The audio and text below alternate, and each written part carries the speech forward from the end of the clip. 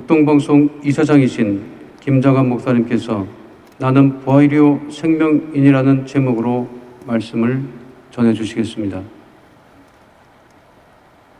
차라리 꿈이라면 좋겠습니다. 목사님께서 우리의 곁을 떠나셨다는 사실이 도무지 믿어지지가 않습니다. 목사님의 빈자리가 너무나 크고 목사님의 목소리가 아직 가장 우리 귀에 쟁쟁하게 들립니다.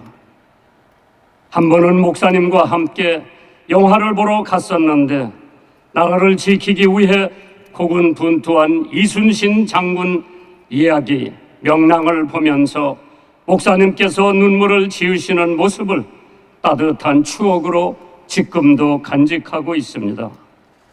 목사님께서는 설교하실 때에 나의 제일 좋은 친구가 누구요 하면은 성도님들은 김장한 목사라고 외쳤다고 하는 얘기를 들었습니다. 저는 하나님께서 목사님의 회복을 위해 늘 기도해왔고 병상을 훌훌 털고 일어나서 예전처럼 우리들과 같이 집회도 다니고 식사도 하고 운동도 하실 나를 손꼽아 기다려 왔는데 참으로 눈물이 앞을 가립니다. 언젠가 저더러 2살 우이라고 노인 데리고 다닌다고 농담하신 적도 있었죠. 뭐가 급해서 저보다 먼저 하늘나라로 떠나셨습니까? 사랑의 반려자, 평생 믿음의 동반자였던 김성애 사모님을 지난 2월에 먼저 보내시고 너무 그리운 나머지 그렇게 훌쩍 뒤따라 가신 건가요? 그렇지 않으면 그렇게 사랑하시고 경외하시던 주님을 뵙고 싶어서 추석에 송편 하나 못 드시고 떠나야 했나요? 목사님을 알게 된 지 50년이 넘었습니다. 당시 목사님께서 서대문 순복음교회 담임하고 계실 때에 청년 부흥의 인도를 하게 된 것이 목사님과의 인연이 되었지요. 그때부터 지금까지 형제처럼 친구처럼 영적인 교제를 나누며 서로 기도해주고 마음을 나누며 응원하며 한국 교회 부흥과 세계 선교를 위해 뛰어왔습니다. 특별히 극동방송과 함께 북방 선교 사역에 앞장서 주셨고 극동방송을 위해 늘 기도해 주시면서 아낌없이 후원과 응원으로 복음의 씨앗을 함께 심어 주셨습니다. 극동방송의 참으로 든든한 동역자였습니다. 제가 동남아나 유럽이나 남미나 특히 미국을 다닐 때에 Do you know 데이빗 조용기라는 질문을 많이 받았습니다.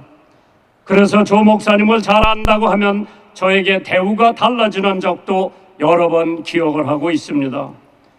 그렇게 외국에서 만난 해외 지도자들이 조다윗 목사님을 꼭 한번 만나고 싶고 여의도 순복음교회를 방문하고 싶다는 소원을 여러 번 들은 적이 있습니다. 참으로 1세기에 한 번 나올까 말까 한 세계적인 목회자요 부흥사인 조 목사님이 계셨다는 것은 한국 교회의 큰 축복이요 자랑이 아닐 수가 없습니다. 그런데 이제 그 조 목사님을 더 이상 이 땅에서 뵐 수가 없네요. 허전함과 슬픔이 이루 말할 수 없습니다.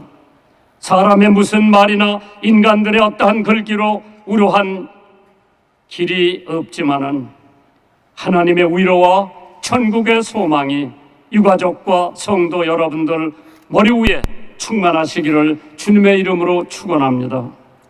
예수님께서 말씀하시기를 나는 부활이요 생명이니 나를 믿는 자는 죽어도 살겠고 무릇 살아서 나를 믿는 자는 영원히 죽지 아니하리라는 말씀을 주셨습니다. 인간이란 한 번 죽는 것은 정한이지요 하나님의 섭리요 경륜이라고 하지만 이렇게 빨리 가실 줄은 꿈에도 몰랐습니다. 그래서 성경은 말씀하시기를 모든 육체는 풀이요 모든 아름다움은 들의 꽃듯 같으니 풀은 마르고 꽃은 시들음은 여호와의 기운이 그 위에 붐이라 말씀하셨습니다. 사는 우리 모두가 잘 알고 있습니다. 사람은 한 번 죽는 것은 영웅도 호골도, 열사도, 미인도, 부한 자도, 가난한 자도, 배운 자도, 배우지 못한 자도, 높은 자도, 낮은 자도, 빈부 귀천을 막론하고 하나님께서 부르시면 누구라도 떠나게 되는 것이 인생임을 너무나 잘 알고 있습니다. 누가 말하기를 죽음은 만인의 공도라 했습니다. 빈손으로 왔다가 빈손으로 가는 공수레라고 합니다. 그래서 성경은 내일 일을 너희가 알지 못하는도다. 너의 인생이 무엇이뇨? 너의 잠깐 보이다가 없어지는 안개라 했습니다. 3500년 전에 동방 우스 땅에 살았던 욥이라고 하는 사람이 여인에게서 난 자는 사는 날이 적고 고통과 한숨 속에 지나가니 석양의 그림자요 비틀의 북과 같다고 했습니다. 이처럼 짧고 덧없는 것이 인생입니다. 참으로 인생이랑 잠시 있다가 없어지는 풀이요, 잠깐 보이다가 사라지는 안개요, 순식간에 지나가는 나그네요, 해만 뜬먼 흔적 없는 새벽 이슬과 같은 것이고 하룻밤 경점 같은 것이요, 파도에 부서지는 물거품이요 하늘로 사라지는 연기 같은 것이라 했습니다. 그러기에 성경은 우리의 연수가 70이요 강건하면 80이라도 그 연수는 자랑과 수고, 슬픔뿐이요 신속히 간다고 했습니다. 사랑하는 성도 여러분, 한국교회의 큰 별, 세계 선교의 밝은 빛이었던 조영기 목사님께서 우리의 곁을 떠나셨습니다. 우리는 조 목사님을 생각할 때마다 세계의 제일 큰 교회를 세우신 분, 사회 사업의 큰 별, 설교의 대가. 그러나 저는 조 목사님을 생각할 때마다 조 목사님은 기도의 대장이었습니다. 오키나와에서 집회를 같이 하다가 제가 목사님한테 여쭤봤습니다. 어째 목사님네 교회는 수십만 명이 주일만 되면은 앞자리를 다투어 뛰어가는데 저는 제적 2만 명도 안 되는 교회 뒷자리부터 앉는데 목사님 비결이 뭐냐고 여쭤보니까 김 목사 하루에 기도 몇 시간씩 하느냐고 물어보시더라고요. 저는 새벽 기도하고 설교 준비할 때 기도 좀 하고 아침, 점심, 저녁 먹을 때 기도하고 다 합쳐봐야 1시간이 될까 말까라고 하니까 조 목사님께서 나는 매일 5시간 기도하신다고 말씀을 하셨을 때 얼마나 바쁘신 분이 하루에 5시간씩 하나님 앞에 무릎을 꿇고 기도하니 하나님께서 쓰시는 사람은 과연 다르구나 절실히 느꼈습니다. 참으로 조 목사님은 기도를 통해 기적을 맛보셨고 하나님을 경험하셨고 과거에는 간절한 마음으로 금식 기도하시던 어느 날 밤 찬란한 광채 속에 예수님을 만나는 성령 충만의 체험을 하셨답니다. 목사님 스스로 죽을 병에서 고침을 받으셨고 목사님의 기도를 통해 수많은 병자들이 치유함을 받았습니다.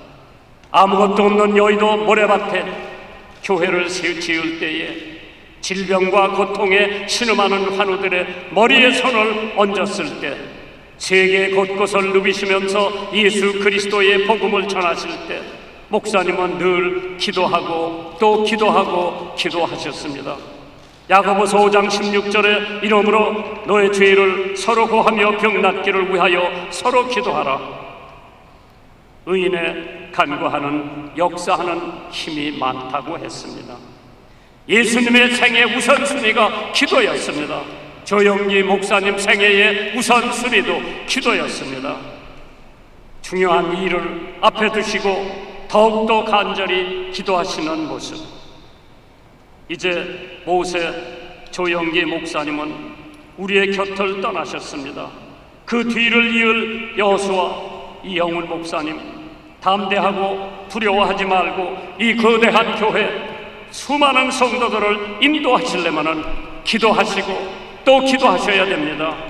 예레미야 33장 3절에 너는 내게 부르짖으라 내가 내게 응답하겠고 네가 알지 못하는 크고 비밀한 일을